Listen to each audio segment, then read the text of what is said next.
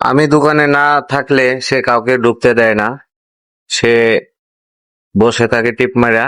আর বেশিরভাগই এখন তো দুষ্টামি শিখছে। সে আমি চলে গেলে সে আমার পিছন দিয়ে দেখবে আমি কোথায় যাচ্ছি, কি করতেছি। এটাই বেশিরভাগ সে ফলো করে।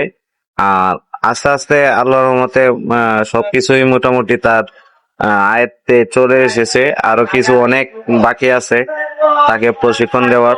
তবে তাকে একটা জিনিস খেয়াল করে দেখেছি যে অল্প আহ 2-3 দিন একটা জিনিস বারবার করালে সে এটা শিখে যায়।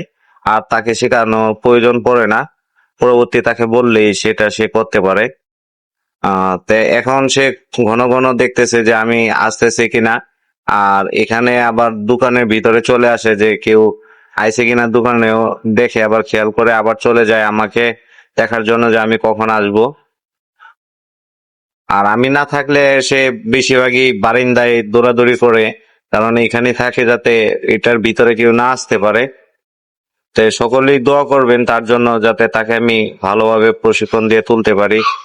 আর কুকুরের প্রশিক্ষণ সম্পর্কেও আমার ধারণা কম, যতটুকু আমার আহ মনে হয় ততটুকুই তাকে নিয়ে প্রশিক্ষণ দেওয়ার চেষ্টা করি।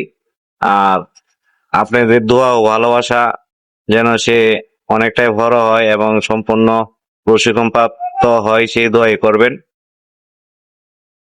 আমার ভিডিওটা ভালো লাগলে লাইক কমেন্ট শেয়ার দিয়ে পাশে থাকবেন।